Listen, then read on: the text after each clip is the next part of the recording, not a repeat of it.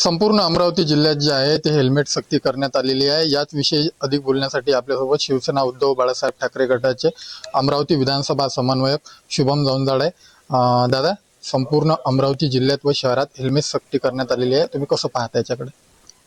खरं तर हेल्मेट सक्तीवरून आपल्यासारख्या सर्वसामान्य नागरिकाला प्रश्न पडला आहे की ही हेल्मेट सक्ती कमिशनखोरीसाठी तर नाही ना? गेल्या कित्येक वर्षापासून वाहन चालक या शहरात वाहन चालवत असताना अचानकपणे हेल्मेट सक्ती येणे आणि ती हेल्मेट सक्ती अंमलबजावणी न करता सामान्य नागरिकावर लादणे ही एक दुर्दैवी परिस्थिती आज शहरात दिसून येत आहे। खरं तर या 4-8 दिवसाआधी आपल्या राजापेठच्या इथे पुलावर दुर्दैवी 2 भगिनींचा अपघात झाला आणि त्यांच्या डोक्याला हेल्मेटचं सुरक्षा कवच असताना देखील अपघात झाला आणि त्या अपघातात त्या दोघी दुर्दैवी मृत्यू झाला। त्या घटनेनंतर या शहरात एकदम पोलीस प्रशासन असू दे, तुमचं स्थानिक लोकप्रतिनिधी असू दे, स्थानिक विभाग असू द्या, ह्या सगळ्या ॲक्टिव्ह मोडवर येते। मग आमचा या प्रशासनाला एक निर्भीड प्रश्न आहे की साहेब, आपण प्रत्येक वेळी प्रत्येक यंत्रणा जागृत व्हायसाठी लोकांच्या अपघाताची वाट बघता का? लोकांच्या जीव जाण्याची वाट बघता का? हा एक आमचा प्रश्न या प्रशासनाला आहे। आणि केवळ पोलीस प्रशासनाला जबाबदारी न देता आपण बघितलं असतं त्या अपघात झाल्यानंतर तुमचा PWD विभाग जागृत झाला, तिथे राजापेठला एक कमान बनवणं चालू होती। त्या ठेकेदाराने जवळपास गेल्या 4 ते 6 महिन्यापासून एक कमान उभारण्यासाठी बांधकाम बाशेचे आणि बल्ल्यांची चैलेचे एक ढाचा तयार केला होता। त्या ढाच्यामुळे अंबागेटची ट्रॅफिक असू दे, तुमच्या राजापेठची ट्रॅफिक असू दे, पूर्ण कोलॅप्स झाली होती। आणि त्या अपघातानंतर तुम्ही लगेच दुसऱ्या दिवशी ती PWD, सार्वजनिक बांधकाम विभाग, महानगरपालिका, अतिक्रमण विभाग या सगळ्या विभागाचा समन्वय साधून तुम्ही त्या बाशेबोल्ल्या मोकळ्या करून तो रस्ता मोकळा करू। मग याचा अर्थ आम्ही असं समजावं की प्रत्येक वेळी प्रत्येक यंत्रणा जागृत करायसाठी किंवा शिस्त आणि नियम पाळण्यासाठी एखादा अपघात किंवा एखाद्या नागरिकांच्या मृत्यूची आपण वाट बघत आहे का? हा एक आमचा मोठा प्रश्न आहे। हा गंभीर प्रश्न या सामान्य प्रत्येक विभाग, फक्त पोलीस प्रशासन न बघता सार्वजनिक बांधकाम असू दे, महानगरपालिकेचा अतिक्रमण भाग असू दे, आता तुम्ही नुकतंच बघितलं असाल तर शहरात अपघातानंतर प्रत्येक ठिकाणी चेकपोस्ट लागली आहे, प्रत्येक ठिकाणी नाकाबंदी लागली आहे। मग का बरोबर? म्हणजे इतर वेळी जर अपघात झाला नसता तर मग ही यंत्रणा कुचकामी ठरली आहे का? किंवा कुचकामी ठरल्यापेक्षा फक्त एसीच्या हवेत अधिकारी सुस्त बसले आहे का? किंवा फक्त शासनाचा पगार लाटण्यात हा अधिकारी व्यस्त झाला आहे का?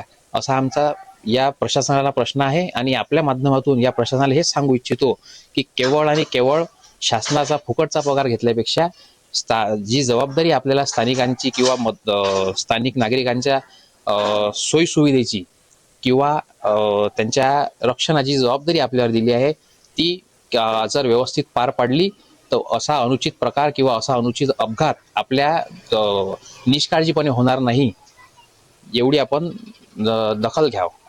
काल जे आहे अन्न औषध प्रशासनाचे आयुक्त तुकाराम मुंढे अमरावती शहरात आले होते, तरी देखील मोठ्या प्रमाणात गुटखा विक्री चालू होती। मला तर खऱ्या अर्थाने असा प्रश्न पडला आहे की जर या राज्याला एक तुकाराम मुंढेसारखे शिस्तप्रिय अधिकारी जर लाभत असेल, आणि आपण जर कालच तुकारामजी मुंढे साहेब यांचा अमरावती जिल्हा दौरा झाला आणि आज वर्तमानपत्राचा आपण बातम्या बघितल्या किंवा तुमच्या समाज माध्यमाच्या जर आपण बघितलं तर त्यात खऱ्या अर्थाने बऱ्याच ठिकाणी पानटपऱ्या बंद, हॉटेल बंद। म्हणजे खऱ्या अर्थाने या राज्याला एका तुकारामाची गरज आहे आणि प्रत्येक प्रशासनातील अधिकाऱ्याने या तुकारामांचा आदर्श घेऊन आपली शिस्त, आपलं जे अधिकार क्षेत्रातलं जे आहे त्यांचं काय म्हणते जबाबदाऱ्या आणि शासकीय कर्तव्याने त्याचे पालन जर केले तर खऱ्या अर्थाने या राज्याचा आणि या देशाचा चेहरा आणि मोहरा बदलायला वेळ लागणार नाही। म्हणून मी तुकारामजी मुंढे यांचं तर खऱ्या अर्थानं त्यांच्या निर्णयाचं, त्यांच्या कार्यप्रशासनाचं, त्यांच्या शिस्तेचं मी स्वागत करेल की या राज्याला आपल्यासारखा तुकाराम लाभला आणि तुकाराम मुंडे साहेब आपलं खरंच मनापासून धन्यवाद देतो की या राज्याला शिस्तप्रिय आणि आपण जिल्ह्यात जर बघितलं असाल तर गुटख्याचा सुळसुळाट आहे. तुमची एमडी ड्रग्स आणि हॉटेल्स या याच्यातली भेसळ खऱ्या अर्थाने या म्हणजे सामान्य नागरिकांच्या जीवाशी खेळण्याचा हा काय म्हणता आपण आधीच्या म्हणजे इतक्या वर्षात जर ही यंत्रणा जर सुधरू शकली नाही तर एका तुकारामाने जर हा भाग सदा सुधारला असेल तर खरंच तुकारामजी मुंडे साहेब आपलं मनस्वी स्वागत करतो. धारणी तालुक्यातील 4 आदिवासी आश्रम शाळेत जे आहे ते आदिवासी विद्यार्थ्यांना विषबाधा झालेली आहे. काय सांगा? काहीच नाही. विषय असा आहे की आदिवासी विभाग एकीकडे शासन करोडो रुपये खर्च करून मोठमोठ्या योजना करून शबरी योजना असू दे, तिथलं मेळघाटातलं कुपोषण कमी करण्यासाठी करोड रुपयाच्या योजना अंमलबजावणी करण्यासाठी प्रयत्नशील असताना दुसरीकडे टिटंब्या येथे विषबाधा झाली. आता विषबाधातली कालच आपल्या वृत्तपत्र आणि वृत्तमाहितीतून मी ऐकलं की तिथला अधीक्षकच तिथला ठेकेदार निघाला. म्हणजे हे जर अधीक्षक आणि याचाच जर घोलमेल असन तर काय विषबाधा आणि काय तुमचं प्रशासन चालणार नाही. याआधी फक्त टिटंब्यात विषबाधा झाली म्हणून ही बाहेर आली, परंतु या जिल्ह्यात जवळपास माझ्या माहितीनुसार एक 20 वसतिगृह आणि 20 आश्रमशाळा या आदिवासी विद्यार्थ्यांच्या सोयीसुविधेकरता शासनाने उपलब्ध करून दिल्या. परंतु तुम्ही जिथेही जाल तिथे हाच तुम्हाला भोंगळ कारभार दिसेल. एकीकडे आता इंग्रजी माध्यमाची आपल्या शहरातली शाळा आहे, आपल्या इथे शेजारी महर्षी पब्लिक स्कूल. शासनाने विद्यार्थ्यांना इंग्रजी माध्यमाची सुशिक्षित त्याला शिक्षण व्यवस्था झाली पाहिजे त्याकरिता त्यांनी महर्षी पब्लिक स्कूलला त्यांनी मान्यता दिली किंवा त्या ग्रँटेड म्हणून त्यांना विद्यार्थ्यांना शिक्षण देण्यासाठी त्यांच्यावर करोड रुपये खर्चाचा ग्रँट हे सादर केला. परंतु दुसरीकडे जर आपण बघितलं तर तिथली यंत्रणा जर बघता त्या वसतिगृहात राहण्याची व्यवस्था नाही. तुमच्या खाण्यात तुमचे उंदीर सापडतात, सडलेले किडे, सडलेले आलू असू दे, सडलेले टमाटर असू दे, विद्यार्थ्यांना करू द्या.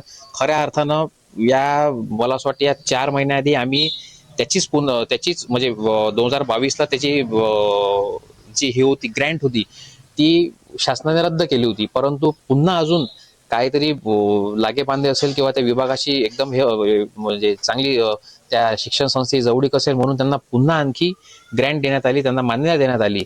आणि गेल्या 4 महिन्यात मार्च एप्रिल महिन्यात आम्ही त्याची पाहणी करण्यासाठी गेलो असता प्रशासन एवढं निगरगट्ट्याने गेंड्याच्या गाठीच आहे की आम्ही त्यांच्याकडे कंप्लेंट करून सुद्धा अद्यापही याची ना पाहणी झाली नाही. मग याचा अर्थ की शासन आणि प्रशासन हे दोन्हीही यांचे एकमेकांचे लागेबांधे आहे आणि यातूनच टिटंब्याचा प्रकार घडलेला आहे.